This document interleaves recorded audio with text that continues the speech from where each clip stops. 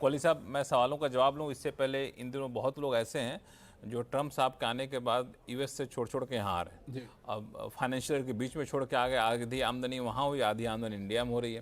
या कुछ लोग ऐसे भी होंगे जो यहाँ से यूएस जा रहे होंगे, यूके जा रहे होंगे। यूएस तो मैंने एक एग्जाम्पल दिया। तो ऐसे में किसी एक फाइनेंशियल ईयर में 2 देशों में कमाई होगी, इंडिया में भी होगी, यूएस में भी होगी, उसका कैलकुलेशन कैसे बनता है?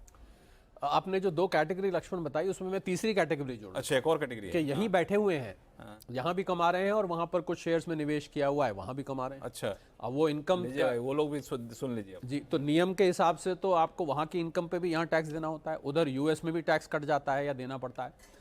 तो डबल टैक्सेशन अवॉइडेंस एग्रीमेंट। अच्छा, एक मिनट में रुकूंगा। आपने बड़े इंटरेस्टिंग चीज़ कही कि यहाँ बैठे हुए हैं, यूएस के शेयर में इन्वेस्टमेंट कर रहे हैं, तो वहाँ जो आमदनी हुई यूएस गवर्नमेंट ने टैक्स ले लिया, यहाँ जो आमदनी हुई इंडियन गवर्नमेंट ने टैक्स, क्योंकि आप भारत के रेजिडेंट हैं तो आपको यहाँ भी देना जितनी की आमदनी होती है तो टैक्स देना पड़ जाए। हाँ, तो डबल टैक्स हो गया ना। अब ये बचाने का तरीका बताइए। तो ज्यादातर देशों के साथ लक्ष्मण बिल्कुल ठीक, DTAA, double taxation avoidance treaty, ADT भी बोलते हैं, अवॉइडेंस ऑफ डबल टैक्सेशन भी बोला जाता है इसको, अब आजकल DTA बोलते हैं, ज्यादातर देशों के साथ है। और लोग, होता क्या है, मैंने इसलिए आज इस मुद्दे को हमने सोचा कि इस पर आज टच करा जाए, क्योंकि लोग उसको समझते हैं बड़ा एक कॉम्प्लिकेटेड डॉक्यूमेंट, ज़्यादातर सारी ऑनलाइन अवेलेबल है, उसको आप पढ़ें तो उसमें आर्टिकल्स होते हैं, अलग अलग इनकम कैटेगरी जी होती है, कैपिटल गेंस की, पर वो इतनी मुश्किल होती नहीं है। हमारा तो काम टैक्स गुरु में आपके लिए आसान भाषा में आसान करना। तो आप उसको पढ़ेंगे तो आपको साफ तौर पर, मान लीजिए सैलरी इनकम है या शेयर से इनकम है, डिविडेंड से इनकम है, तो डबल टैक्स को अवॉइड करने के लिए तो इसमें करना क्या है कि आपका अगर मान लीजिए यूएस में टैक्स कट गया है और भारत में आप बैठे हैं, भारत में भी डिक्लेयर करनी जरूरी है, तो आप क्या करें कि भारत पे, उस पे जब टैक्स कैलकुलेट करेंगे, अब ये ध्यान देने वाली बात है, पहला टैक्स भारत का बनता है, यानी कि जब जिस कंट्री में आप रिसाइड कर रहे हैं, मैं वहां उदाहरण वो लेके चल रहा हूं, तो पहला टैक्स आपका यहां बनेगा, आप यहां उस पर टैक्स कैलकुलेट करेंगे, जो भी उस पर टैक्स बनता है उसमें से वो टैक्स आप घटा देंगे जो आपने यूएस में दिया है। अच्छा, तो आपका जो डबल टैक्स जा रहा है वो नहीं जाएगा। पर इसमें एक चीज का ध्यान रखना है, हालांकि DTA में दिया होता है कि कभी ऐसा नहीं हो सकता कि यहां तो मैंने 30% दिया, वहां मैंने 40% दिया, तो मैं 10% का रिफंड ले लूंगा, ये नहीं होगा। आपका यहां का 30% बच जाएगा, जो वहां 10% फालतू गया वो गया, वो कोई दिक्कत नहीं है।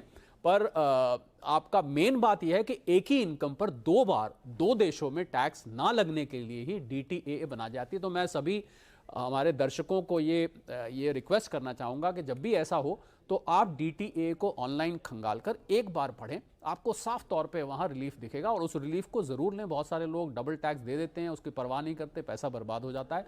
तो आज ये पैसा बचाने के लिए ही इस मुद्दे को मैंने उठाया। अच्छा, एक एग्जाम्पल और जो मैंने आपको दिया था कि मान लिया कोई 6 महीने काम कर लिया यूएस में, 6 महीने काम कर रहा है इंडिया में, तो उसका टैक्स कैलकुलेशन कैसे करेगा? तो अगर वो इंडिया का रेजिडेंट है, मतलब 182-83 दिन इंडिया में रह रहा है, तो नियम कहता है कि आपकी विदेश की आय भी भारत में टैक्सेबल हो जाती है। यूएस में जो टैक्स देंगे, और यूएस में जो टैक्स देंगे और जो यहाँ टैक्स देंगे, तो इंडिया में भी डिक्लेयर करना है यूएस वाली सैलरी और इंडिया में इंडिया वाली सैलरी। अच्छा। तो फिर वही नियम जो अभी मैंने बताया, यानी कि उस पे आप इंडिया में पहले टैक्स कैलकुलेट करिए उस सैलरी पे पर, और जो आपने यूएस में टैक्स दिया है उसको उसमें से घटा दीजिए। अब एक इसमें सिचुएशन और, क्योंकि कुछ देश ऐसे हैं लक्ष्मण जिनके साथ हमारी DTAA नहीं, तो सरकार ने इस बात को एंटिसिपेट करके एक सेक्शन 91 आयकर अधिनियमों के अंतर्गत दिया हुआ है कि अगर किसी देश के साथ हमारी DTAA नहीं है तो ऐसे में भी आप रिलीफ ले सकते हैं।